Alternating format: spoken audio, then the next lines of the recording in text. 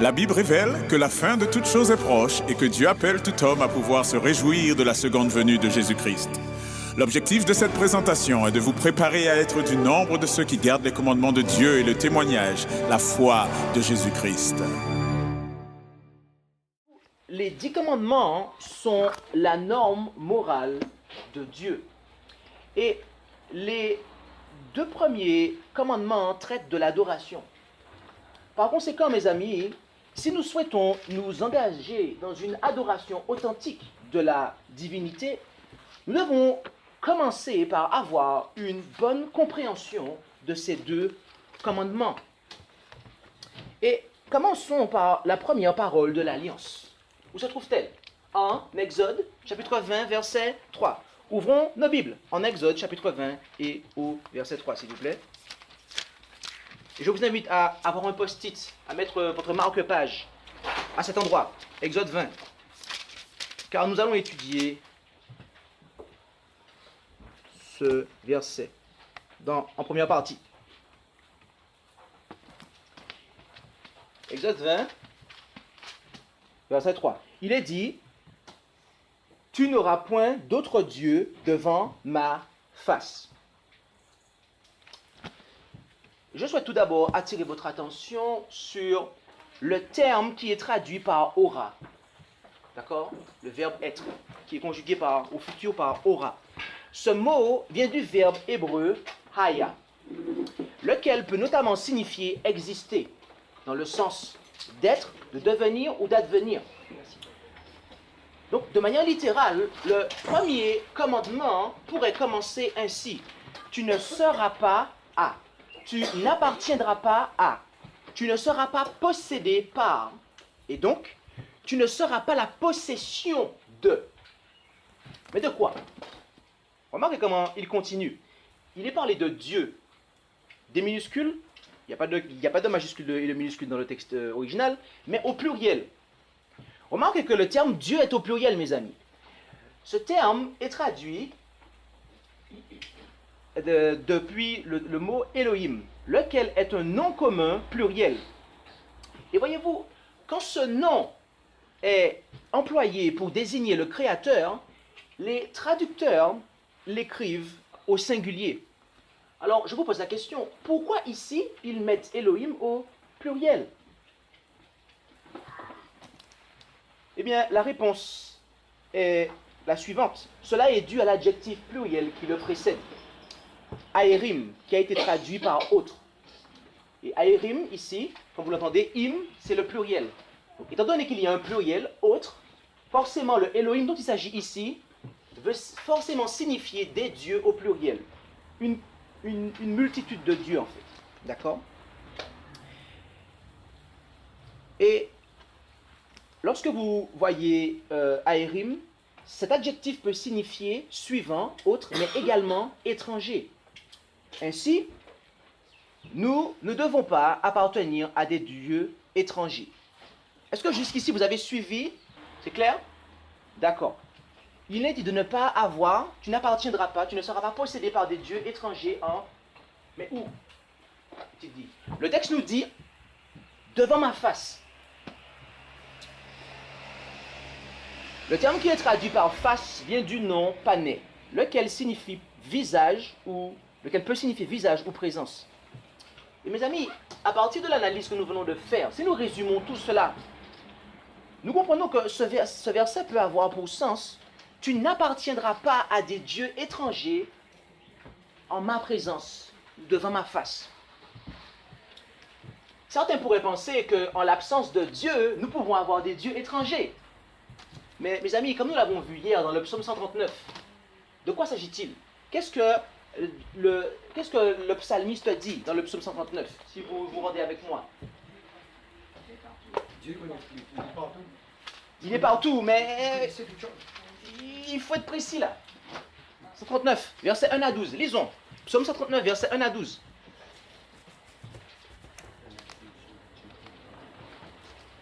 Vous m'excuserez, mais je lirai parce que... Ah, ça s'est affiché. Dieu merci. Dieu soit loué. Alléluia. Alors, ce que je voulais vous montrer, c'était cela en fait. Tu n'auras pas, Aya, point d'autre, Aérim, Dieu Elohim, devant ma face pané. Retenez bien cela, d'accord? Maintenant, psaume 139. Je ne sais même pas si on est en ligne ou pas. On n'est toujours pas en ligne, mince. Oui, toujours. Non, je parlais pour ceux qui sont sur la conférence parce que depuis Aura avait fait quelque chose et... Alors, est-ce que quelqu'un peut lire ce psaume-là du verset 1 à 12, s'il vous plaît? Pendant que moi je règle le problème. Raymond, par exemple, tu as une voix qui porte, s'il te plaît. Oui. Éternel, tu me sondes et tu me connais. Tu sais quand je m'assieds et quand je me lève, tu pénètres de loin ma pensée. Tu sais quand je marche et quand je me couche, et tu pénètres toutes mes voies. Car la parole n'est pas sur ma langue, que déjà, ô Éternel, tu la connais entièrement. Tu m'entoures par derrière, par devant, et tu mets ta main sur moi. Une science aussi merveilleuse est au-dessus de ma portée. Elle est trop élevée pour que je puisse la saisir. Où irai-je loin de ton esprit, et où fuirai-je loin de ta face? Ici, face. Le terme face ici, c'est pané. D'accord? Pané, ce qu'on a vu tout à l'heure. Regardez. Ma face. Ok? Là, c'est la même chose, hein? D'accord? Vous avez suivi? Allez, continuez à lire. Si je monte aux cieux, tu y es. Si je me couche chez joie des morts, t'y voilà. Si je prends les ailes de l'aurore et que j'aille habiter à l'extrémité de la mer, là aussi ta main me conduira et ta droite me saisira. Si je dis, au moins les ténèbres couvriront, la nuit devient lumière autour de moi. Même les ténèbres ne sont pas obscures pour toi. La nuit brille comme le jour et les ténèbres comme la lumière. Jusqu'au verset 12, tu as lu? Oui, jusqu'au cela. Donc, mes amis, Ouais, ici, continue. nous avons vu l'étendue de la présence de Dieu. Dieu est présent partout par son esprit. D'accord? Donc, en fait, on ne peut pas se soustraire à sa présence, à sa face. Vous comprenez? Donc, comme je vous l'ai précisé, le mot face présent au verset 7, où irai-je loin de ton esprit du moins, et où fuirai-je loin de ta face, il s'agit de pané, le même terme qui se trouve en Exode 20, verset 3. D'accord? Ainsi, David était en train d'exprimer que par son esprit, l'Éternel est omniscient et omniprésent, et qu'en raison de cela, il ne pouvait pas échapper à sa présence. Ainsi, en nous demandant de ne pas avoir d'autre Dieu devant sa face, l'Éternel nous appelle à le mettre au premier plan dans nos vies, c'est-à-dire à l'aimer de tout notre cœur, de toute notre âme, de toute notre pensée et de toute notre force, d'après ce que nous lisons en Marc 12, verset 30. Par conséquent, les choses qui s'interposent à sa présence dans nos vies deviennent immédiatement des dieux étrangers. Mes amis, voulons-nous être en présence de l'Éternel?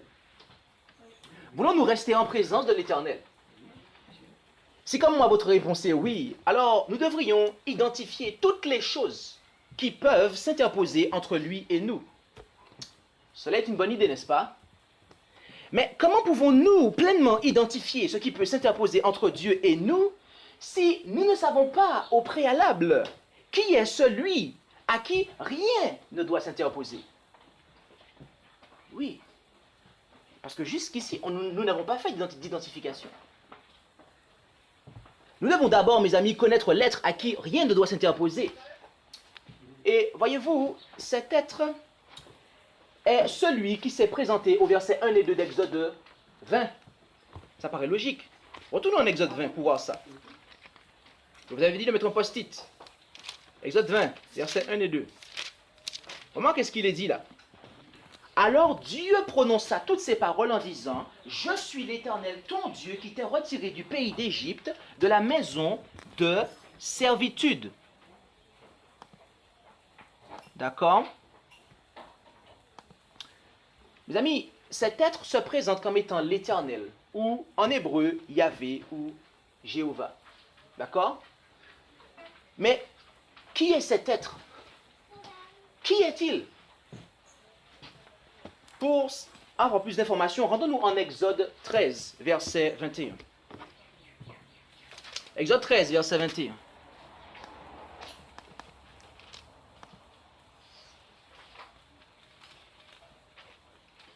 Exode 13, verset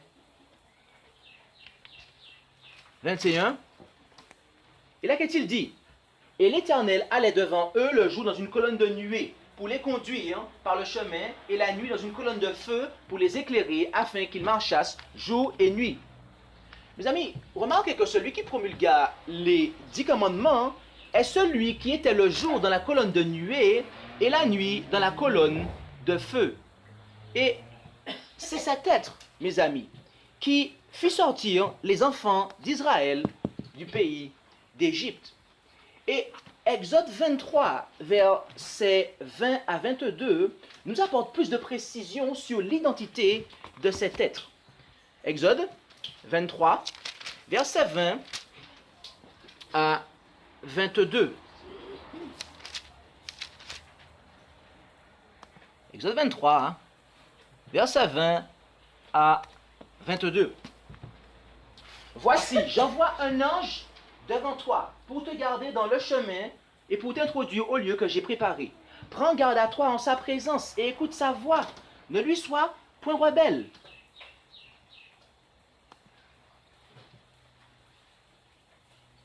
Car il ne pardonnera point votre péché, parce que mon nom est en lui.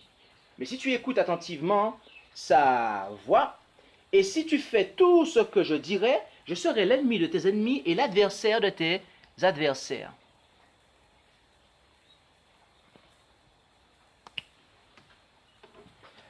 Le terme qui est traduit ici par ange vient de l'hébreu malak.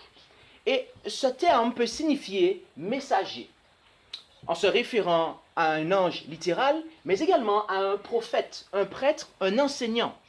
Et voyez-vous, concernant l'identité de ce messager, l'apôtre Paul déclara, et avant même de considérer cela, gardez un œil sur Exode 23. Remarquez qu'il est dit que j'envoie mon ange devant toi. Donc là, il y a quelqu'un qui parle et qu'il dit que devant toi, j'envoie mon ange et que mon nom est en lui. Donc là, vous avez un être qui est qualifié d'ange, donc de messager, et cet être-là, le nom de l'Éternel, donc de Jéhovah, est en lui. Ok? Donc là, on a déjà affaire à deux personnes, là, deux êtres. Maintenant, rendons-nous en 1 Corinthiens 10, versets 1 à 6, pour considérer de qui s'agit-il. Qui était dans la colonne de nuée et de feu? Qui était cet ange? Qui était ce messager? 1 Corinthiens 10, versets 1 à 6. 1 Corinthiens 10.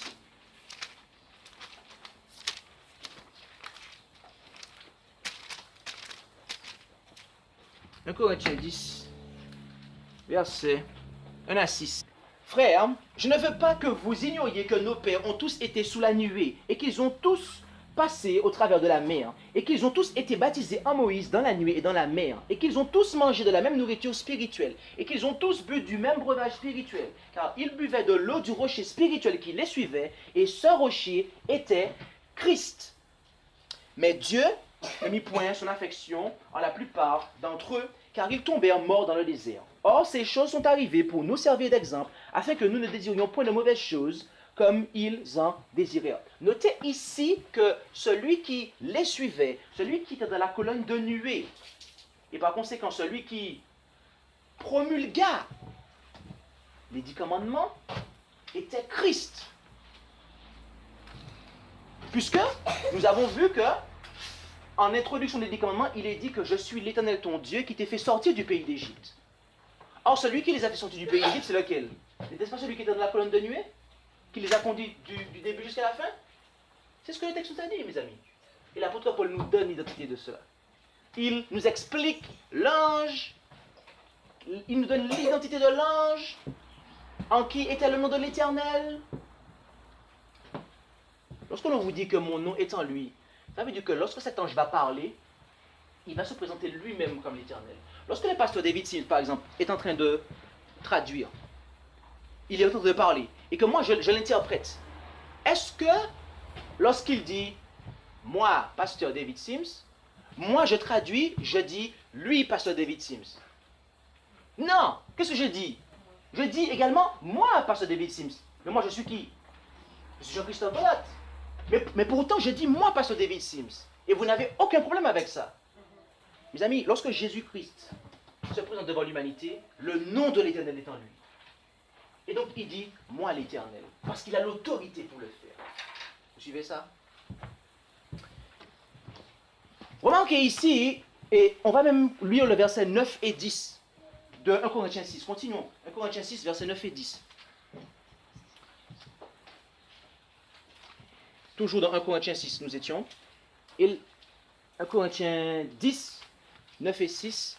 Excusez-moi. 1 Corinthiens 10, 9 et 6. Voilà. Et ne tentons point le Christ comme quelques-uns d'entre eux le tentèrent, et ils périrent par les serpents. Et ne murmurez point comme quelques-uns d'entre eux murmurèrent, et ils périrent par l'exterminateur. Donc encore une fois, il est archi clair ici, mes amis, que celui qui tentait était bien le Christ. Remarquez ici que l'apôtre Paul présente Christ comme étant le messager qui conduisit Israël hors d'Égypte. Et maintenant, rendons-nous en Exode 16, verset 9. Exode 16, verset 9. Et je vais même vous l'afficher pour aller plus vite. Et Moïse dit à Aaron, et je vous invite à le prendre, mais moi je vais lire ici, parce qu'il y a un terme hébreu qu'il nous faut considérer. Et Moïse dit à Aaron, dis à toute l'assemblée des enfants d'Israël, approchez-vous de devant, Pané. Est-ce que vous vous rappelez de ce terme-là, Pané? Il se trouvait où? Il se trouvait en Exode 20, verset 3, et on l'a vu également en Psaume 139, verset 7. Et là, en Exode 16, verset 9, il dit à Moïse et à Aaron, approchez-vous de devant l'Éternel, Pané, devant moi, car il a entendu vos murmures. Encore une fois. Mes amis, tout comme dans Exode 20, verset 3, le terme qui est traduit ici par devant est pané, lequel signifie visage ou présence. Et voyez-vous, d'après l'enseignement de l'apôtre Paul, toute la nation d'Israël était devant la face ou en présence de Jésus-Christ, c'est-à-dire l'ange de l'Éternel, le messager en qui se trouvait le nom de l'Éternel, c'est-à-dire son caractère, mais également son autorité. Il était le messager de Dieu, son ambassadeur. Et c'est ce que l'apôtre Jean voulait dire en Jean 1, versets 1 et 2. Pour ceux qui étaient là hier, ce texte-là ne sera pas une surprise pour vous. Lisons dans le Textus Receptus ce qu'il nous est dit. Au commencement était la parole, et la parole était avec le Dieu, et Dieu était la parole. Cette dernière était au commencement avec le Dieu.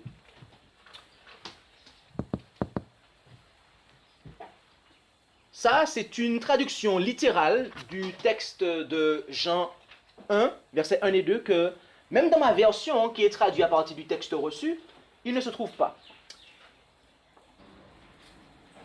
Et remarquez ici que lorsqu'il est dit « la parole était avec le Dieu et la parole était Dieu », mes amis, le Fils de Dieu n'est pas le Dieu avec lequel il était. On nous parle bien ici de deux êtres différents. Ok? Remarquez la distinction qui est faite quand le mot « le » est inséré au bon endroit. L'article défini « le » est présent dans l'original grec. Et comme je vous l'ai dit, il a été omis dans la plupart des traductions françaises. Mais maintenant, remarquez le verset 3. Remarquez le verset 3. Qu'est-ce qu'il est dit au verset 3 de Jean? Jean 1, verset 3. Qu'est-il dit? Il est dit que toutes choses ont été faites par elle, et rien de ce qui a été fait n'a été fait sans elle. De qui on parle, le elle, ici? C'est la parole. C'est qui la parole? Hein? Oui, c'est Dieu, mais plus précisément, Jésus. Plus précisément. Jésus est Dieu, amen. Mais je voulais qu'on soit plus précis. Mes amis, si nous résumons tout cela, Jésus est Dieu. Il était dès le commencement avec le Dieu. Et c'est par lui, c'est-à-dire Jésus, que le Dieu a tout créé. Mais mes amis, qui est l'être que l'original grec de Jean 1.1 nous qualifie de le Dieu? Nous l'avons vu hier. Nous avons vu de qui il s'agit, du Père. 1 Corinthiens 8, verset 6. Rendons-nous là rapidement, pour ceux qui n'étaient pas là, pour ceux qui ont manqué cela. 1 Corinthiens 8, verset 6.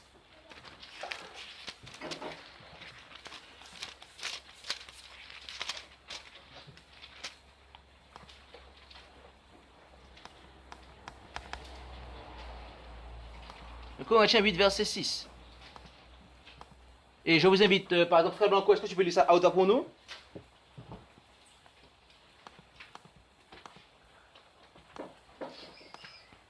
Néanmoins, pour nous, il n'y a qu'un seul Dieu, le Père, de qui viennent toutes choses et pour qui nous sommes, et un seul Seigneur Jésus-Christ, par qui sont toutes choses et par qui nous sommes. Mes amis, pensez-vous que l'apôtre Paul était un hérétique quand il écrivit qu'il n'y a qu'un seul Dieu, le Père, le plaçant ainsi au-dessus de Jésus? Mes amis, si vous pensez que oui, alors vous devez également conclure que Jésus lui-même était un hérétique quand il déclara en Jean 20, verset 17, la chose suivante. Jean 20, verset 17. Si l'apôtre Paul est un hérétique en déclarant cela, Jésus lui-même est un hérétique. Et c'est un texte que nous avons vu hier. Ok? Mais il nous faut les reprendre parce que cela sert de fondement pour bien comprendre le premier commandement. Jean 20, verset 17. Frère Blanco, qu'est-il dit là? S'il te plaît, si tu peux lire. Oh non.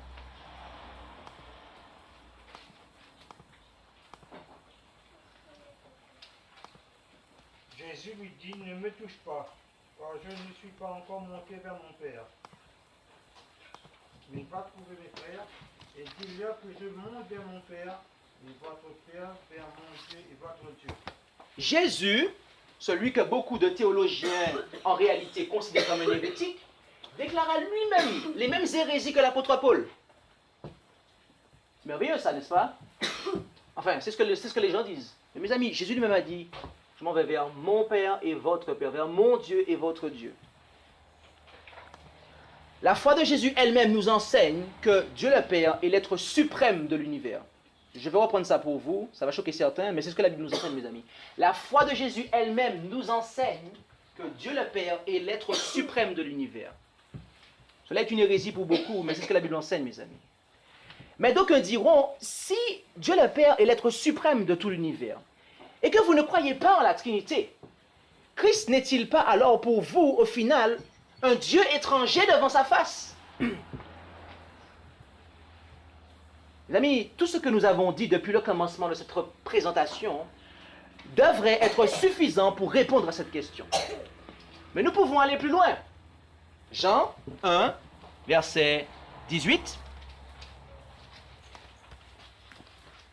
Je vous ferai mention du grec, du parti, où Jésus dit « Personne n'a jamais vu Dieu, le Fils unique ».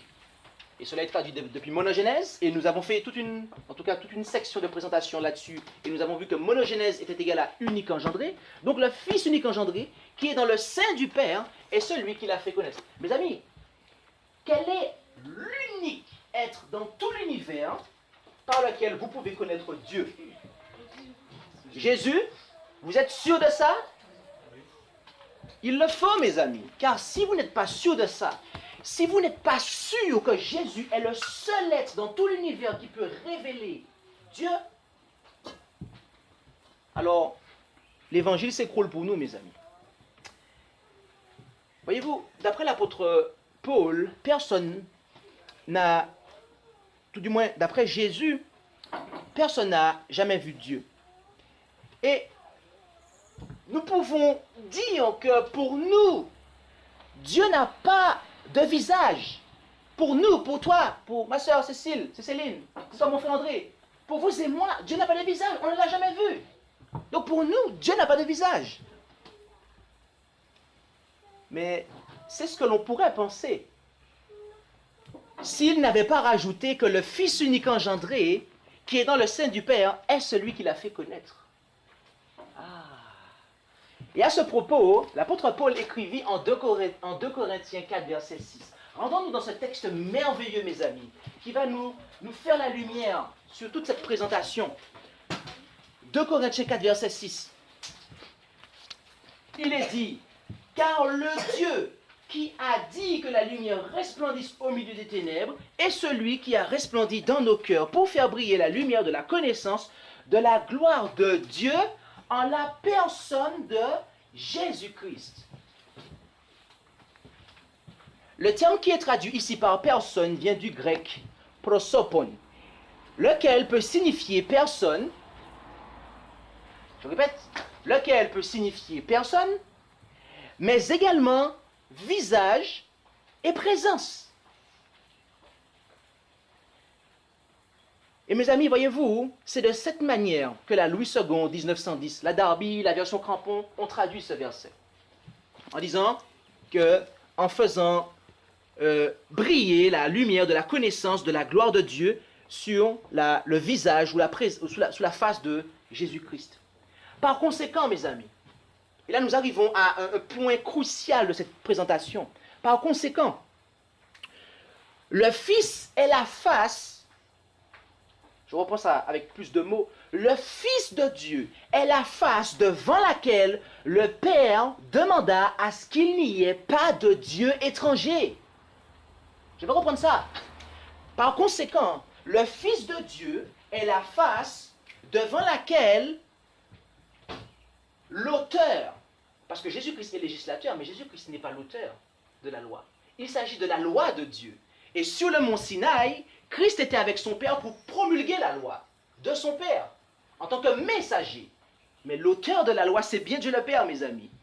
Donc par conséquent, le Fils de Dieu est l'unique, est la face devant laquelle Dieu nous demanda à ce qu'il n'y ait aucun Dieu étranger devant, en fait.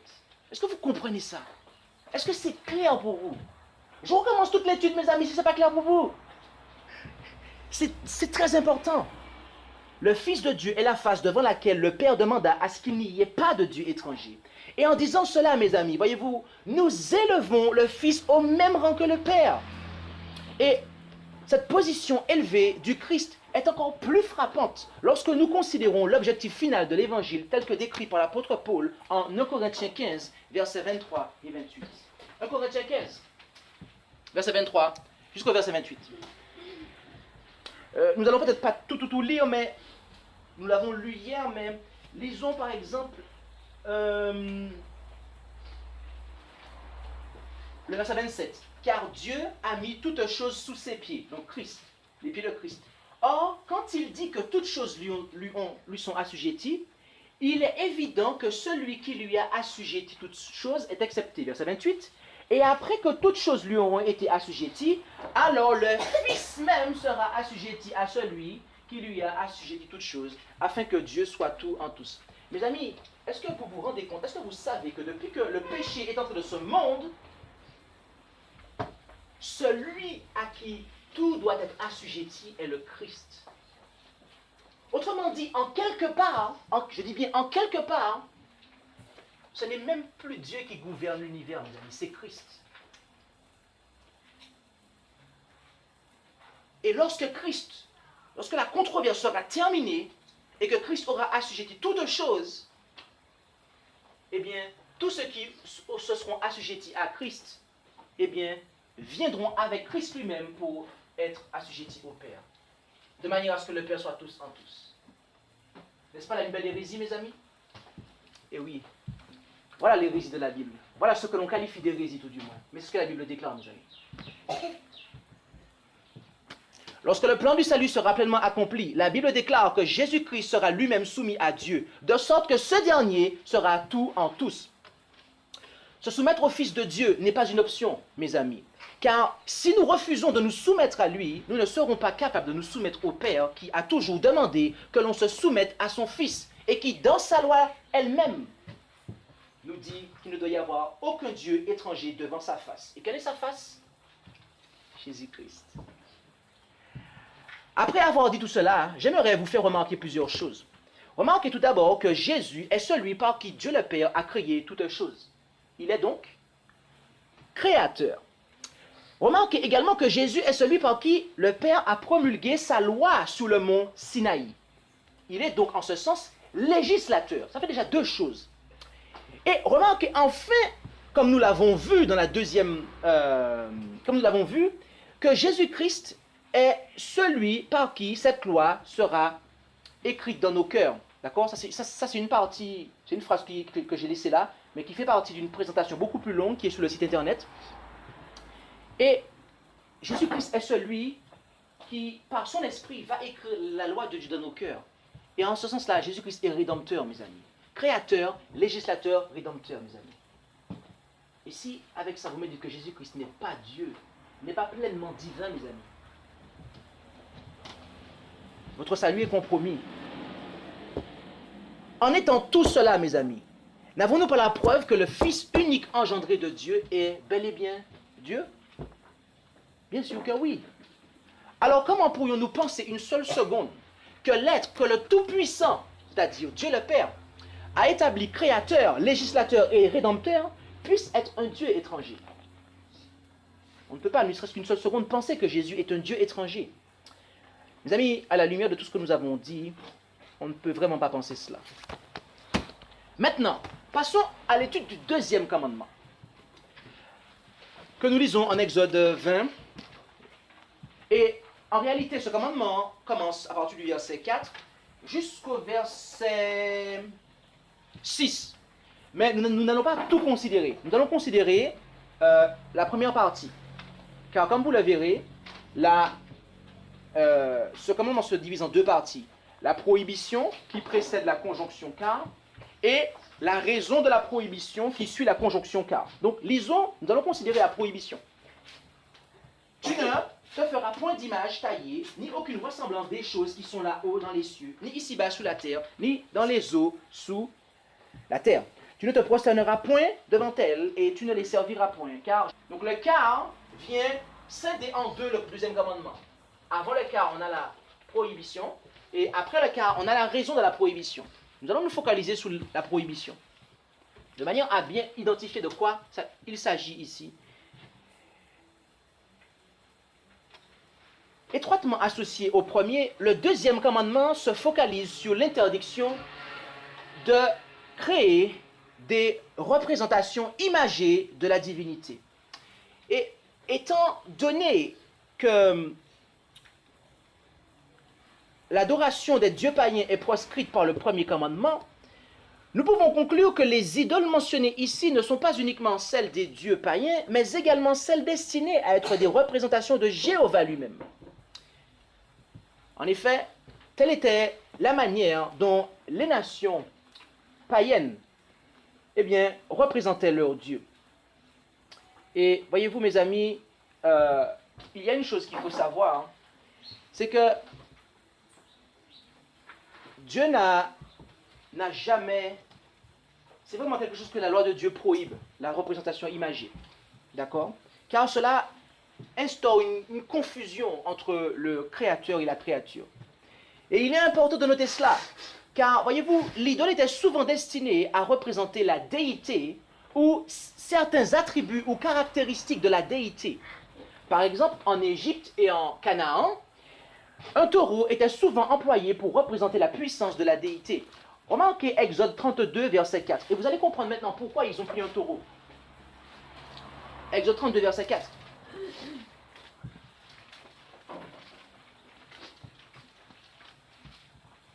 Ils ont fait le veau d'or, comme on dit.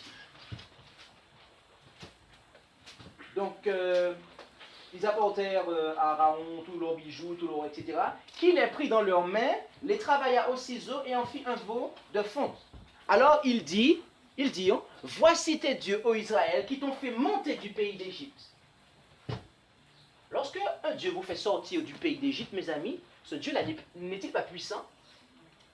Et exact. Donc en fait, ils ont fait un veau d'or parce que cette image-là représentait la puissance. Vous comprenez? C'est pour ça qu'ils ont fait un veau d'or, et pas un poisson, et pas un oiseau. Ils ont fait un veau. D'accord? C'est parce que l'idole était souvent destinée à représenter la déité ou certains attributs ou caractéristiques de la déité.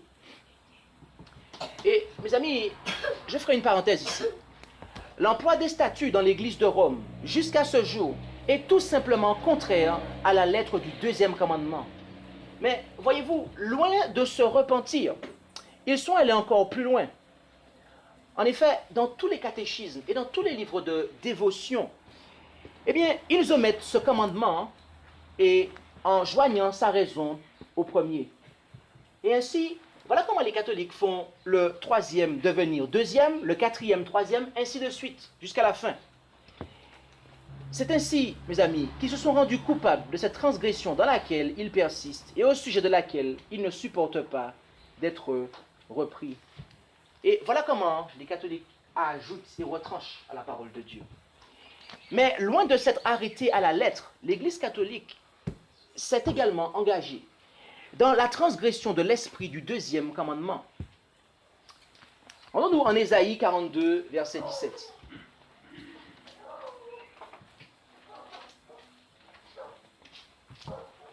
Où demandons-nous?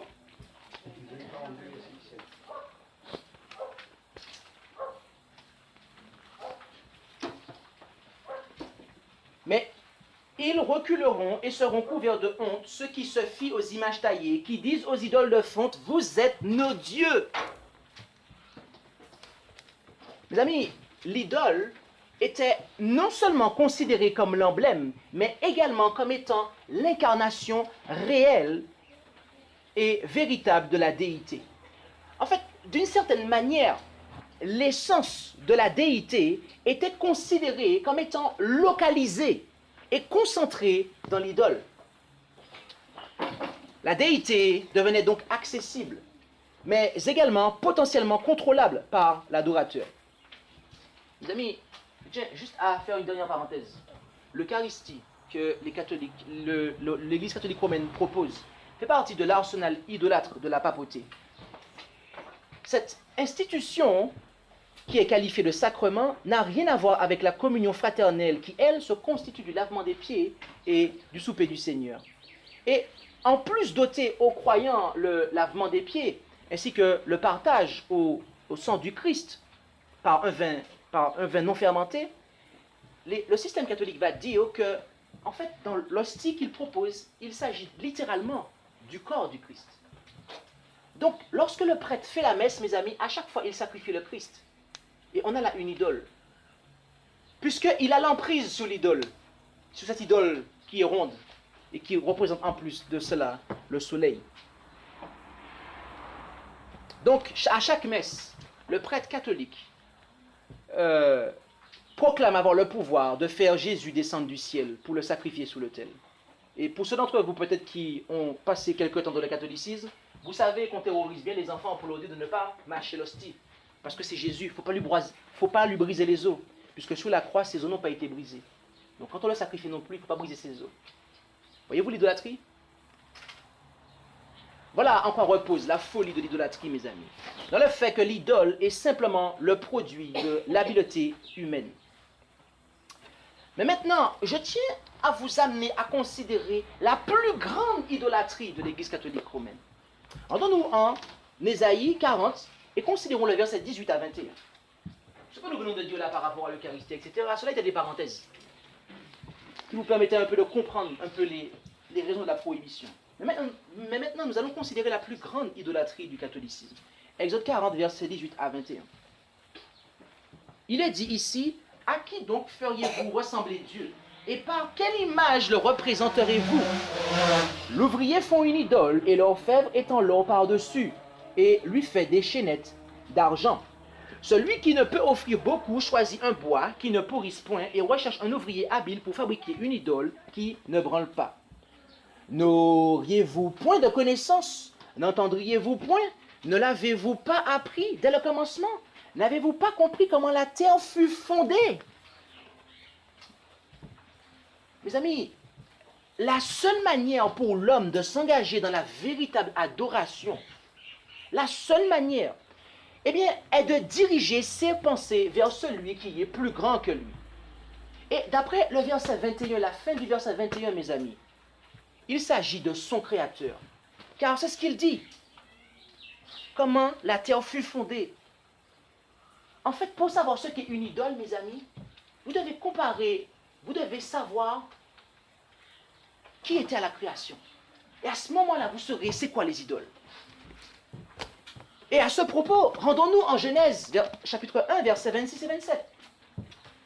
Ce qui était là hier soir, cela sera une révision supplémentaire, même une troisième révision. Ce qui n'était pas là du tout, cela sera une première pour vous. Genèse 1, versets 26 et 27. Excusez-moi si je parle un peu vite et que des fois même j'avale les syllabes. J'essaye d'aller assez vite parce qu'il y a beaucoup de choses à faire. Et en même temps, il faut être clair. Genèse 1, versets 26 et 27. Puis Dieu dit, faisons l'homme à notre image, selon notre ressemblance, et qu'il domine sous les poissons de la mer et sous les oiseaux des cieux, et sur le bétail, et sur toute la terre, et sur tous les reptiles qui rampent sur la terre. Et Dieu créa l'homme à son image. Il le créa à l'image de Dieu.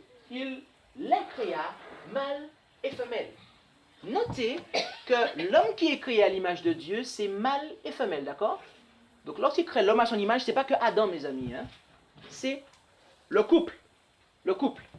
Le couple dont Ève est tirée d'Adam, et aussi Ève porte le nom d'Adam. D'accord? Mes amis, qui est celui qui a dit « Faisons l'homme à notre image » et à qui l'a-t-il dit? Je vous invite à marquer cette question sur votre papier, parce que là, nous allons voir une série de 7 textes bibliques. Vous savez c'est quoi le chiffre 7, mes amis? C'est le chiffre de la plénitude. Ça veut dire que là, on est complet. On est complet, on a tout ce qu'il faut pour comprendre. Là, nous allons voir sur l'écran, parce qu'il y a beaucoup de choses à dire encore après, 7 textes bibliques qui vont nous dire qui est celui qui a dit « Faisons l'homme à notre image » et surtout à qui l'a-t-il dit. Premier texte, Proverbe 30, versets 2 à 4. « Certainement, je suis le plus borné de tous les hommes. Je n'ai pas l'intelligence d'un homme. Je n'ai pas appris la sagesse. Et je ne connais pas la science des saints. Qui est monté aux cieux? Ou qui en est descendu? Qui a assemblé le vent dans ses mains? Qui a serré les eaux dans sa robe? Qui a dressé toutes les bornes de la terre? Quel est son nom et quel est le nom de son fils? Le sais-tu? Dit-il. Premier texte. Deuxième texte, Jean 1, verset 1 à 3. Tout du moins, verset 3, excusez-moi, il y a une erreur ici. Toutes choses ont été faites par elle, la parole. Donc, remarquez, toutes choses ont été faites par elle. Le mot par exprime le canal, mes amis, par lequel cela a été fait. Toutes choses ont été faites par elle, et rien de ce qui a été fait n'a été fait sans elle. Il est évident que cela implique 2 êtres. 1 Corinthiens 8, verset 6. Toutefois, nous n'avons qu'un seul Dieu, le Père, duquel procède toute chose. Donc, toute chose procède du Père. C'est lui la source de toute chose. Et nous sommes pour lui. Mais il ne s'arrête pas là. Et un seul Seigneur, Jésus-Christ, par lequel, ok, notez la différence, duquel procède, c'est Dieu le Père, et Jésus-Christ, par lequel sont toutes choses, et nous sommes par lui. Ok, ça c'est le 3e texte. 4e texte, Éphésiens 3, 9. Et de mettre en évidence devant tous quelle est la dispensation du mystère caché de tout temps en Dieu qui a créé toutes choses par Jésus-Christ. Là, c'est encore plus clair. Là. 5e texte, Colossiens 1, 15 et 16. C'est lui qui est l'image du Dieu invisible, le premier-né de toutes les créatures. Car c'est en lui qu'ont été créées toutes choses dans les cieux et sur la terre, les visibles et les invisibles, soit les trônes, soit les dominations, soit les principautés, soit les puissances. Tout a été créé par lui et pour lui. Ça, c'était le 5e texte. Maintenant, le 6e texte. Hébreux 1, 1 et 2. Dieu ayant autrefois parlé à nos pères à plusieurs reprises et en diverses manières par les prophètes, nous a également parlé en ces derniers temps par son Fils, qu'il a établi héritier de toutes choses et par lequel aussi il a fait le monde. Ok? Donc, Dieu a créé le monde par qui, ici? Par Jésus. Et le dernier texte, le 7e, Hébreux 1, versets 8 à 10. Mais quant au Fils, ô Dieu, ton trône demeure au siècle des siècles, et le sceptre de ton règne est un sceptre d'équité. Tu as aimé la justice, et tu as haï l'iniquité. C'est pourquoi, ô Dieu, ton Dieu t'a oint d'une huile de joie au-dessus de tes semblables. Et encore, c'est toi, Seigneur, là c'est le Père qui parle à Jésus là, c'est toi, Seigneur, qui a fondé la terre dès le commencement, et les cieux sont l'ouvrage de tes mains. Voilà quel est l'enseignement biblique de la création, mes amis. Et cela en 7 textes, dans une plénitude, mes amis. Nous avons au minimum 7 textes qui nous disent que la création, lors de la création, les êtres qui étaient présents, actifs, à l'œuvre, lors de la création, sont Dieu le Père et Jésus-Christ, son Fils. Mes amis, selon la Bible, Dieu, qui est appelé le Père, a tout créé avec Jésus, son Fils, et plus précisément par Jésus. Mais malgré la simplicité de cet enseignement, l'Église catholique romaine nous enseigne, et ce avec le soutien de la quasi-totalité des autres dénominations chrétiennes, que le Dieu créateur est une trinité. Selon ce dogme, Dieu possède trois parties. Une partie est appelée Père, Dieu le Père même, une autre partie est appelée Dieu le Fils, et une autre partie est appelée Dieu le Saint-Esprit. Et ces trois parties ou personnes forment un seul grand être, appelé Dieu. Et cet être possède toute la puissance, toute la connaissance, et a toujours existé avec ces trois parties ou personnes. Mais mes amis, combien de textes avons-nous lus dans la Bible nous disant que Dieu a tout créé par son Fils? Nous avons pris 7 textes bibliques, mes amis. 7 textes. Est-ce que vous comprenez le chiffre 7 quand je dis ça? 7 textes bibliques, mes amis. 7 textes, pas un seul. Hein? Une doctrine aussi importante que la création, Dieu a jugé bon de nous donner 7 textes pour nous expliquer qui était présent dans la création. Excusez-moi d'insister, mais si je vous dis une chose une fois, moi j'ai une fille, quand je parle à ma fille une fois, c'est que c'est important. Mais si je lui dis la chose 7 fois, c'est que c'est super important, mes amis, n'est-ce pas? C'est super important. Ma fille doit comprendre ça. Oui. Mes amis, d'où vient la foi? Romains 1,17. La foi vient donc de ce que l'on entend, et ce qu'on entend vient de la parole de Dieu. En résumé, la foi vient de ça, mes amis. La foi provient de cela. Est-ce qu'on peut dire amen à cela?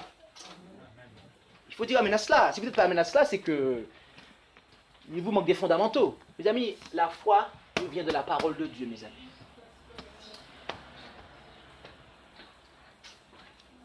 En acceptant les 7 textes bibliques qui nous disent que Dieu le Père a tout créé par Jésus, voyez-vous, nous exerçons la foi, mes amis. Donc, de grâce, ne laissez personne vous dire qu'en croyant ainsi, vous ne marchez pas par la foi. Ne laissez personne vous dire qu'en croyant ainsi, vous ne marchez pas par la foi. Je dis cela parce que, voyez-vous, tous ceux qui croient en la Trinité, tous les docteurs de la Trinité vous disent que « Oh, mais la Trinité ne s'accepte que par la foi. » Mais alors pourquoi mon Dieu m'a donné 7 textes bibliques pour me dire la création, qui était présent dans la création? Et la foi vient de la parole de Dieu. De quelle foi me parles-tu, cher docteur? De quelle foi nous parlez-vous, cher docteur? Je pense qu'on doit avoir des conceptions bibliques, sinon on va s'égarer, mes amis. S'il y a 7 textes bibliques qui nous disent que à la création, il y avait le Père et le Fils, que Dieu a tout créé par Jésus, mes amis, marcher par la foi signifie accepter cela, et pas autre chose.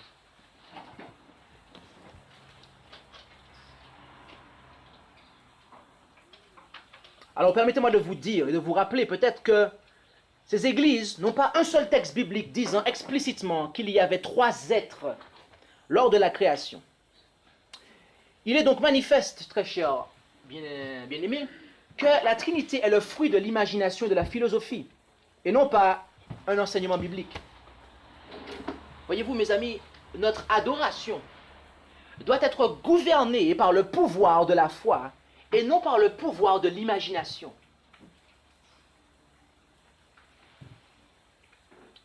Si nous acceptons par conséquent la doctrine de la Trinité, ou n'importe quelle doctrine contraire à la divinité révélée par les 7 versets que nous avons pris, ou celle mise en lumière durant l'étude du premier commandement et durant toutes les études que nous avons faites précédemment, eh bien, nous nous engageons alors dans une fausse adoration.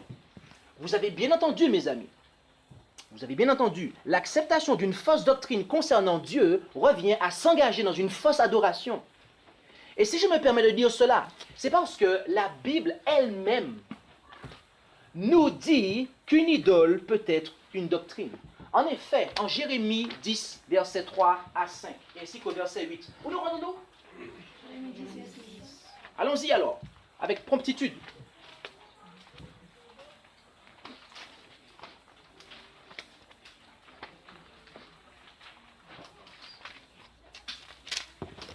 « 3 à 5. Jérémie 10, 3 à 5. Il est dit, car les statuts des peuples ne sont que vanité. On coupe le bois dans la forêt, la main de l'ouvrier le travaille à la hache. On l'embellit avec de l'argent et de l'or, on le fixe avec des clous et des marteaux pour qu'ils ne vacillent point. Ils sont semblables, ces dieux, à une colonne faite autour, et ils ne parlent pas. Il faut qu'on les porte parce qu'ils ne peuvent marcher. Ne les craignez pas, car ils ne font point de mal, comme aussi faire du bien n'est pas en leur puissance. Et lisons le verset 8 maintenant. Ils sont tous ensemble, abrutis et insensés. Ce bois n'enseigne que vanité. Bien-aimés, écoutez bien cela. Le terme qui est traduit au verset 8 par « enseigne » ne vient pas d'un verbe, mais d'un nom, lequel est « moussar ».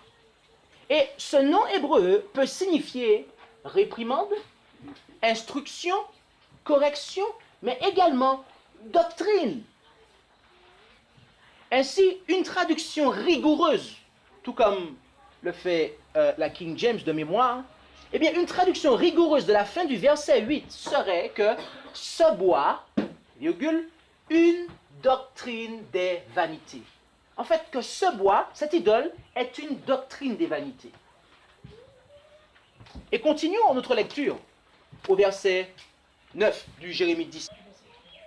Jérémie 10, verset 9.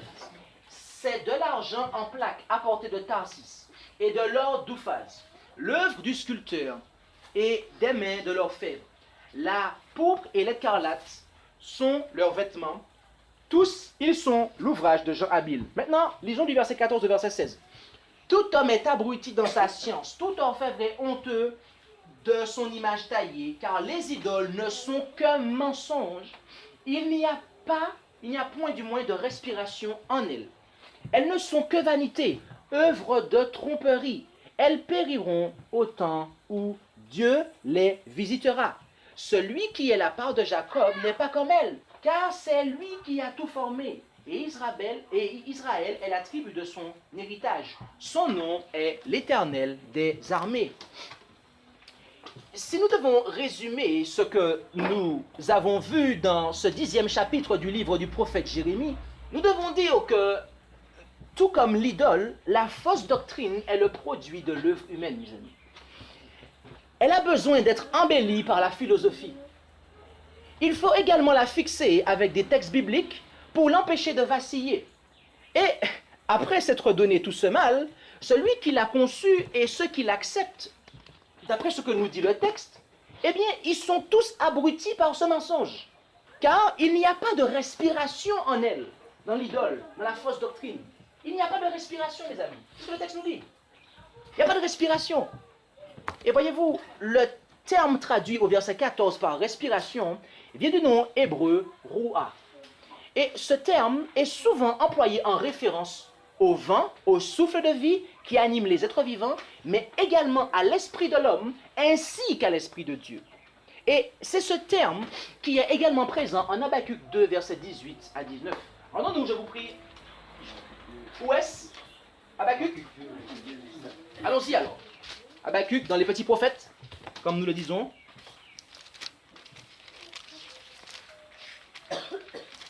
Habakkuk c'est après Nahum, Nahum c'est après Michée, Michée c'est après Jonas, Jonas c'est après Amos, et Amos c'est après Osée, et etc. Habakkuk 2, versets 18 à 19, et 18 et 19, excusez-moi.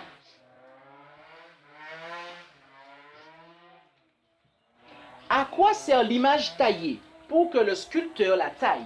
À quoi sert l'image de fonte? Docteur de mensonges. Ah, on a un deuxième texte.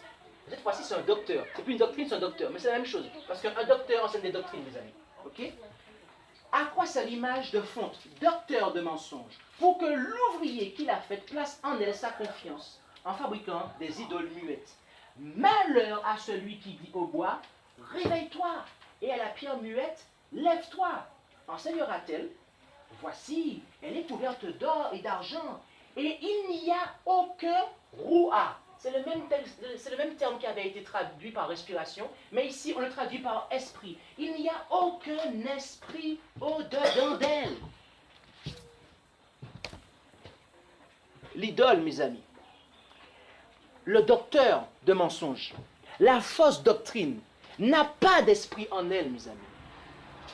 Et c'est la raison pour laquelle tous ceux qui l'acceptent, en plaçant en elle leur confiance, ne peuvent pas recevoir l'Esprit de Dieu telle une pluie rafraîchissante.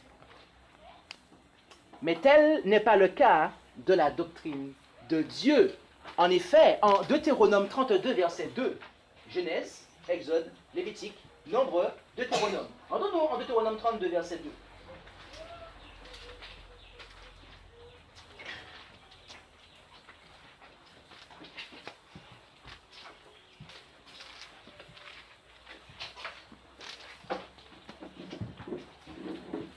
L'idole, la fausse doctrine, tout cela, mes amis, n'apporte pas l'Esprit de Dieu. Il n'y a pas de rafraîchissement dedans. Mais la doctrine de Dieu, remarquez ce qu'il est dit. Cieux, et si on est à partir du verset 1, cieux, prêtez l'oreille, et je parlerai. Ah, je parlerai. Ok? Et que la terre écoute les paroles de ma bouche. Ma doctrine coulera comme la pluie, ma parole tombera comme la rosée, comme des ondées sur la verdure, comme des pluies abondantes sur terre. La doctrine de Dieu, mes amis, voyez-vous, vient de sa parole. Et c'est en acceptant cette dernière que nous recevons le rafraîchissement. La pluie de la première ainsi que de l'arrière-saison. Et je ne pense pas que tous ceux qui auront une bonne connaissance de Dieu, voyez-vous, recevront ce rafraîchissement. Ce n'est pas ce que je veux dire. Mais je puis vous dire, mes amis, une chose sûre et certaine, c'est que personne ne sera rempli de l'Esprit de Dieu sans une bonne connaissance de Dieu, sans la connaissance de la doctrine de Dieu, mes amis. Nous avons besoin, vous et moi, de ce rafraîchissement. Surtout si nous souhaitons traverser le temps de détresse. Or, là encore, la croyance en une doctrine idolâtre ne nous sauvera pas lors du temps de détresse, mes amis. En effet, en Ésaïe 46, versets 5 à 8, Ésaïe 46, versets 7 à 8, nous apprenons que tous ceux qui resteront attachés à des idoles ne pourront pas traverser le temps de détresse. Ésaïe 46, versets 5 à 8. Ésaïe 46, versets 5 à 8. À qui me comparerez-vous? Et qui ferez-vous mon égal? À qui me confronterez-vous pour nous trouver semblables? Ils répandent l'or de leur bourse et pèsent l'argent, et à la balance, ils payent un orfèvre pour en faire un dieu. Ils l'adorent et ils se prosternent devant lui. Ils le portent, ils le chargent sous l'épaule, ils le posent en place et il y reste. Il ne bougera pas de son lieu. Puis on crie à lui, mais il ne répond point et il ne sort pas de la détresse. Rappelez-vous ces choses et soyez des hommes. Rappelez à vos cœurs infidèles. Le terme grec, le terme hébreu ici pour détresse est le même terme qui est traduit par détresse en Daniel 12, le temps de détresse, mes amis. Tous les idolâtres aucun idolâtre, je veux dire, ne pourra traverser le temps de détresse, mes amis. L'idolâtrie n'est pas une petite affaire, mes amis. Ce n'est pas une petite affaire. Vous pouvez observer le sabbat, mes amis, mais être idolâtre et le temps de détresse, mes amis, c'est un piège pour vous. À nouveau, je ne pense pas que tous ceux qui auront une bonne connaissance de Dieu seront sauvés du temps de détresse. Mais je puis vous dire, mes amis, que tous ceux qui en seront sauvés auront cette connaissance. Et pourquoi cela? Parce que le Dieu qu'ils invoqueront ne sera pas insensible à leur appel. En effet, ici, il est dit qu'on l'appelle, mais il ne répond pas. C'est normal. L'idole ne va jamais vous répondre. Mais par contre, le Dieu qu'on invoque, le Dieu vivant, lui, il répond. D'après ce que nous lisons à Psaume 115, versets 4 à 7. Où allons-nous? Allons-y, avec promptitude. Psaume 115.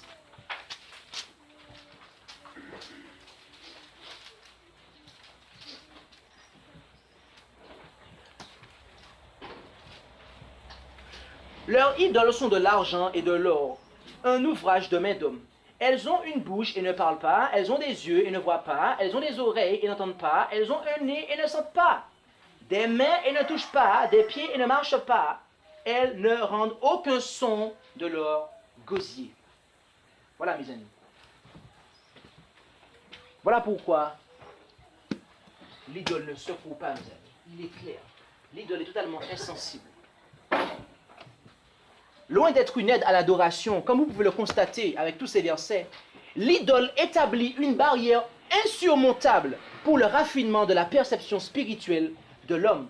Mes amis, toutes les idoles, la Trinité inclus, sont insensibles aux appels qui émanent du plus profond de notre âme. Voilà pourquoi ceux qui les adorent finiront par leur ressembler. En effet, remarquez ce qu'il est dit au verset 8 du psaume 115. Ceux qui les font et tous ceux qui s'y confient leur deviendront semblables. Insensibles. Insensibles. C'est ce qu'est une idole. Et en contemplant cela, mes amis, on devient insensible. Ceux qui les font, les docteurs en théologie qui les ont créés et qui les enseignent, mais aussi les membres qui vont adorer ça. Ils leur seront semblables, dit le texte. Ce n'est pas moi qui le dis, mes amis. Car voyez-vous, un homme ne s'élève pas plus haut que l'objet de son adoration. Si nous cherchons Dieu à travers des doctrines d'origine humaine, nous aurons une connaissance, bien-aimés, de Dieu qui sera imparfaite. Et c'est pour cela que l'auteur du Décalogue refuse d'être adoré à travers des images ou des représentations faites par la main des hommes. Je reprends cela. C'est la raison pour laquelle l'auteur du Décalogue, Dieu le Père, refuse d'être adoré à travers des images ou des représentations faites par la main de l'homme. En édictant ce commandement, il souhaite nous faire comprendre, en réalité, qu'il est le seul capable de communiquer une représentation parfaite de sa personne. Et cette connaissance parfaite de sa personne resplendit, comme nous l'avons vu dans le premier commandement, sur le visage de Jésus-Christ. 2 Corinthiens, chapitre 3, versets 14 à 18. Où allons-nous? Allons-y. 2 Corinthiens 3, 14 à 18.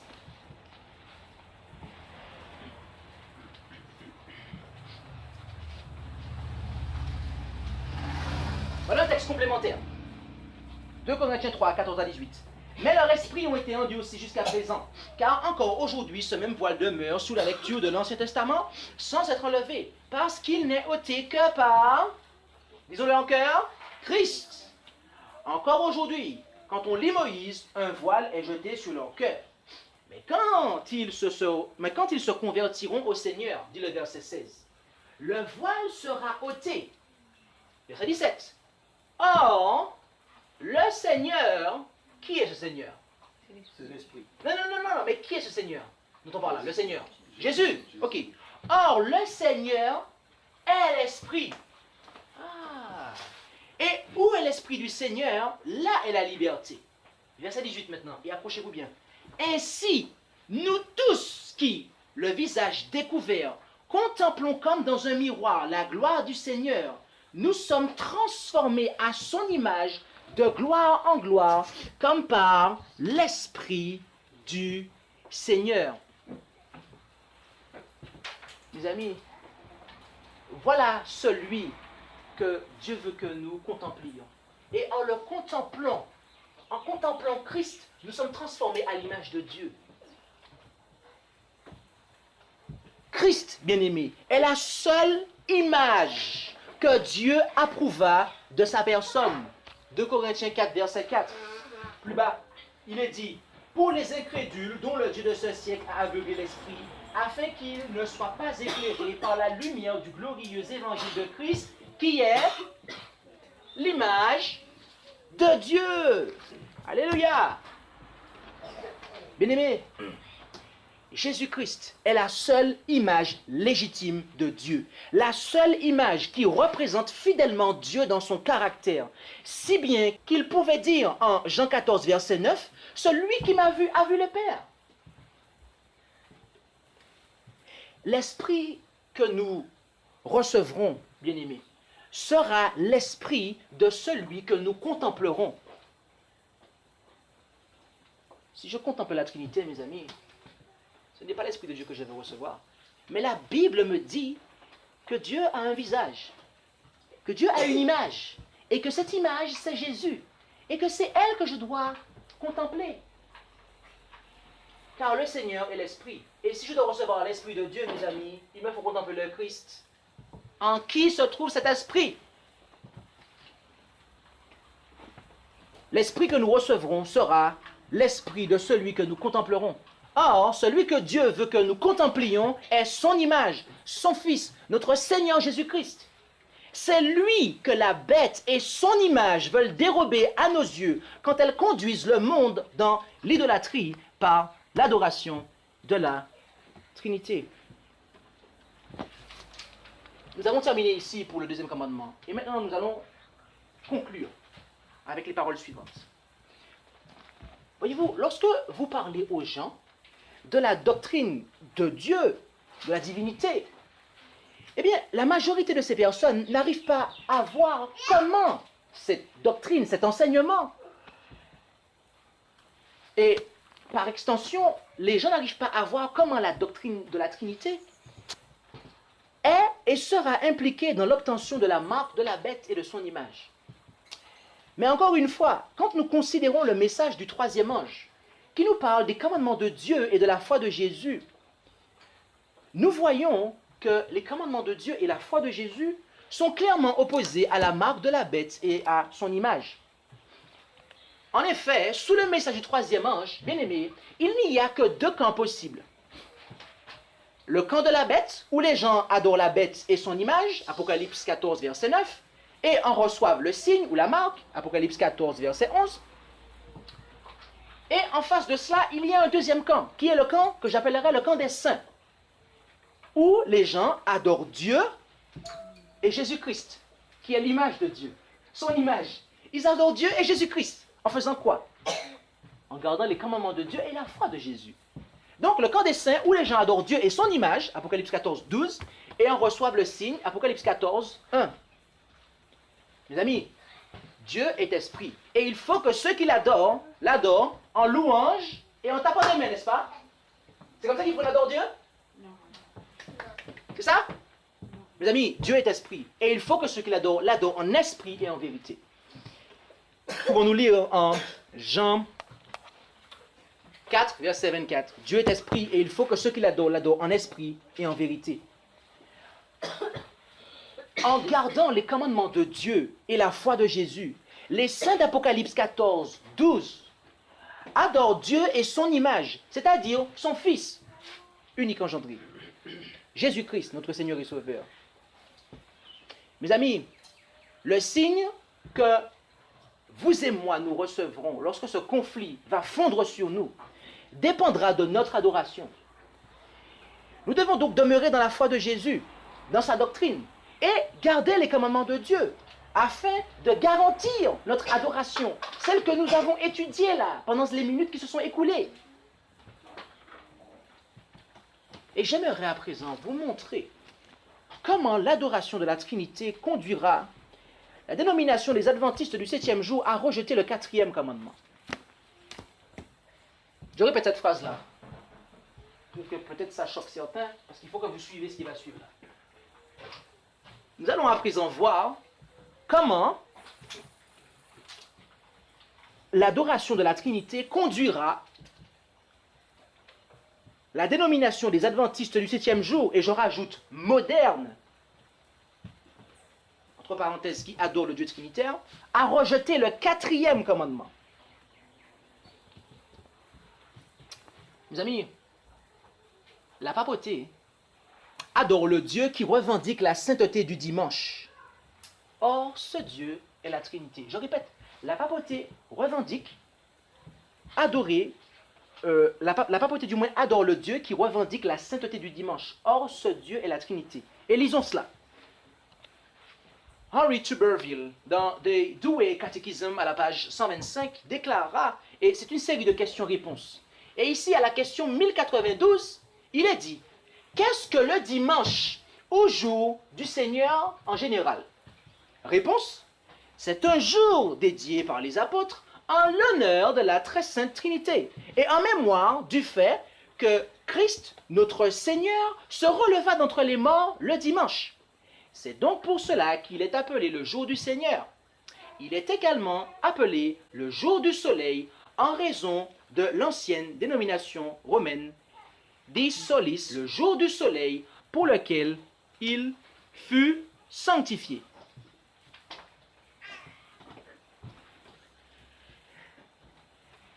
Mes amis, quel est le Dieu qui sanctifie le dimanche, mes amis, d'après les autorités romaines? La Trinité. Quel est le Dieu de la création? La Bible nous dit qu'il s'agit de Dieu le Père et que Jésus-Christ est le maître du sabbat. À la création, vous avez Dieu qui a dit à son Fils Jésus-Christ, faisons l'homme à notre image. Voilà la divinité, mes amis, qui est l'auteur de la sanctification du sabbat. L'auteur de la sanctification du dimanche, mes amis, c'est la Trinité. C'est la Trinité. Ce n'est pas moi qui le dis encore une fois. Rappelez-vous hier soir. Le très respecté Carl Johnson nous a dit quoi? Il nous a envoyé à quoi, mes amis? À la Bible? Au concile. Aux innombrables conciles qui ont duré pendant des siècles. Pour justifier la Trinité, mes amis. Afin d'être en harmonie avec son nouveau jour de repos, voyez-vous, l'Église catholique devait adorer le Dieu de ce jour. Et il a fallu du temps pour que l'Église catholique accepte la doctrine de la Trinité. Mais cela arriva. Or, quand un corps religieux, et suivez bien ce qui va suivre, quand un corps religieux, observant le sabbat du 7e jour, souhaite être en harmonie avec le Dieu trinitaire, pensez-vous que ce corps religieux puisse continuer à adorer ce Dieu durant un jour qui n'est pas le sien? En d'autres termes, est-ce que vous pouvez être cohérent, rester cohérent, en adorant le Dieu trinitaire et en continuant à observer le sabbat? Ce n'est pas cohérent. Si vous voulez être cohérent, vous devez passer au dimanche, puisque c'est le jour de la Trinité. Et les catholiques, c'est ce qu'ils ont fait. Les catholiques, en 321, ils ont d'abord pris le dimanche, mais ils ont réfléchi. Je paraphrase, mais ce n'est pas cohérent en fait. Puisque en fait, le Dieu du sabbat, c'est celui qui nous est présenté en Genèse 1, versets 26 et 27. Avec les 7 textes qu'on a vus. Voici la divinité qui a sanctifié le sabbat. Et on prend le dimanche. Donc on doit passer à autre chose en fait. Et ça leur a pris des siècles, mes amis, pour comprendre qu'ils devaient changer de Dieu. Mais les adventistes, ils sont à la première étape du processus inversé. C'est-à-dire que eux, l'adventisme moderne, je parle, parce que nous avons vu que nos pionniers, et nous le verrons dimanche encore avec Pasteur David Sims, que nos pionniers n'adoraient pas la Trinité. Donc, et l'adventisme moderne, qu'est-ce qui se passe là? On change le Dieu, on fait l'inverse de Rome. Rome, ils ont d'abord changé le sabbat, et après ils ont changé le Dieu, ils ont mis le Dieu qui va avec. Ok? C'est comme si vous avez un pantalon. J'ai une veste rouge et une veste noire. Non. Si j'ai mis une veste noire, si j'ai un pantalon noir, j'ai mis une veste noire. Eh bien, Rome, ils ont d'abord mis le pantalon noir, et après, ils ont mis la veste noire qui va avec. Mais l'adventisme fait l'inverse. Ils ont d'abord mis la veste, c'est-à-dire changer le Dieu. Et mes amis, laissez juste le temps s'écouler, et vous verrez avec comment ils vont se mettre à observer le dimanche. C'est logique. Vous ne pouvez pas adorer un Dieu et ne pas vénérer ce Dieu lors de son jour. C'est juste de la logique, mes amis. Et comme je l'ai dit au départ, voilà ce qui va conduire la dénomination moderne à abandonner le sabbat du 4e commandement pour passer au dimanche. Comme pour Rome, il a fallu du temps, mais cela arrivera, mes amis. Ainsi, la destinée de la dénomination des adventistes du 7e jour, adorant la Trinité, je précise, adorant la Trinité, eh bien, est d'abandonner le sabbat de l'Éternel pour adorer son Dieu, c'est-à-dire la Trinité, durant le jour qui lui est consacré, c'est-à-dire le dimanche. Arrivez-vous, bien-aimés, maintenant à voir comment la doctrine de la Trinité est en train de préparer un peuple qui observe le sabbat du 7e jour, en pensant adorer le Dieu de ce jour, à recevoir la marque de la bête et de son image, mes amis? Tout comme les croyants des églises chrétiennes, les membres de l'église adventiste du 7e jour moderne ont besoin de savoir comment obtenir la victoire sur la bête et sur son image. Ils ont besoin de connaître Dieu et son Fils, selon qu'il est écrit en 1 Jean 5, 19 à 21. 1 Jean 5, 19 à 21.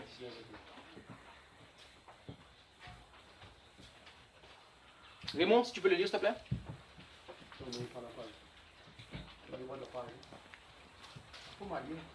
1 Jean 5, 19 à 21. On parlait d'arriver. Verset 19 à 22. Nous savons que nous sommes de Dieu et que le monde entier est sous la puissance du malin. Nous savons aussi que le Fils de Dieu est venu et qu'il nous a donné l'intelligence pour connaître le véritable, et nous sommes dans le véritable en son Fils Jésus-Christ. C'est lui qui est le Dieu véritable et la vie éternelle. Petits enfants, gardez-vous des idoles. Amen, c'est clair. Hein? Amen. Il y a même le mot Amen à la fin. L'apôtre Jean a mis Amen à la fin. Mes amis, nous avons considéré le premier commandement. Nous avons vu que la face devant laquelle il ne doit y avoir aucun Dieu étranger est Jésus-Christ. Nous avons considéré le deuxième commandement.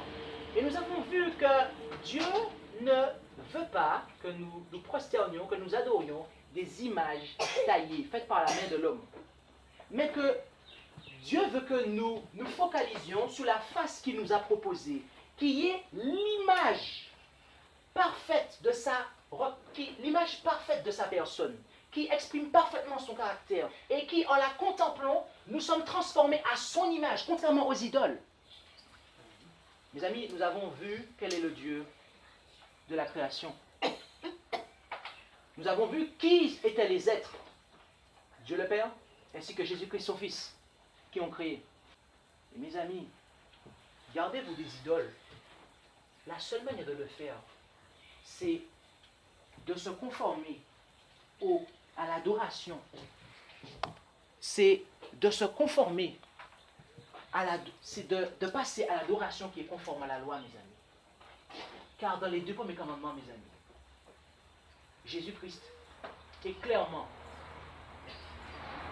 présenté, et Dieu le Père y est clairement présenté, mes amis.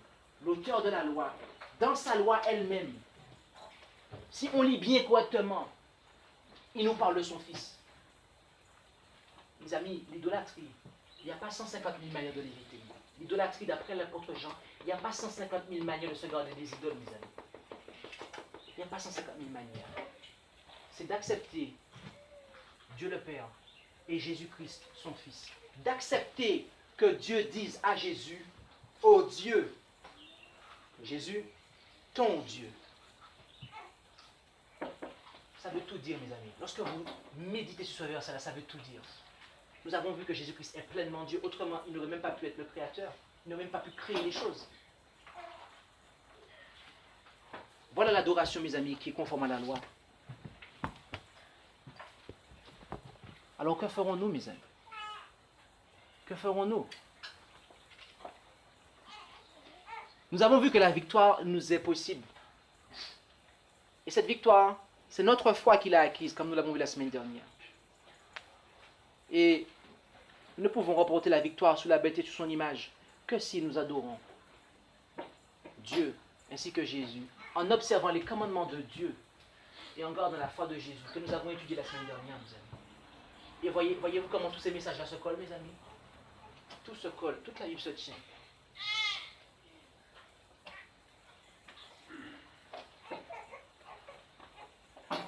Voulez-vous la victoire? Voulez-vous la victoire, cher ami? Moi, je veux la victoire. Alors prions.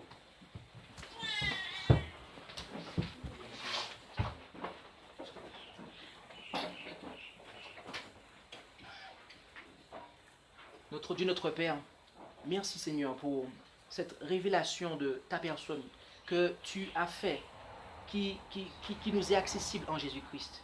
Lui qui est ton image, ton image parfaite, et qui, en la contemplant, nous sommes amenés à avoir une représentation correcte de ta part. Et en la contemplant, nous pouvons être transformés à ton image, Père, être formés à l'image de Dieu.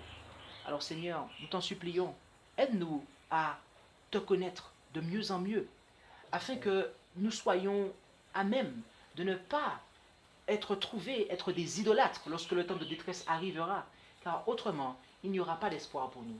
Mais tu nous as dit que tu seras un refuge et un abri au temps de la détresse. Alors Seigneur, nous voulons ce refuge et cet abri, et nous savons qu'il est en toi, et nous savons que en Jésus, nous aurons la victoire. Alors, donne-nous une connaissance et aide-nous à comprendre que c'est ici la vie éternelle, c'est qu'ils te connaissent, toi le seul vrai Dieu, et celui que tu as envoyé, Jésus-Christ. Amen, Père. Amen. Merci d'avoir écouté cette présentation avec intérêt. Pour plus d'informations, consultez notre site internet lereste.org et suivez-nous sur Facebook ainsi que sur YouTube à @lereste. Vous pouvez aussi nous contacter par email à info@lereste.org ou par téléphone au +33 6 12 60 13 69.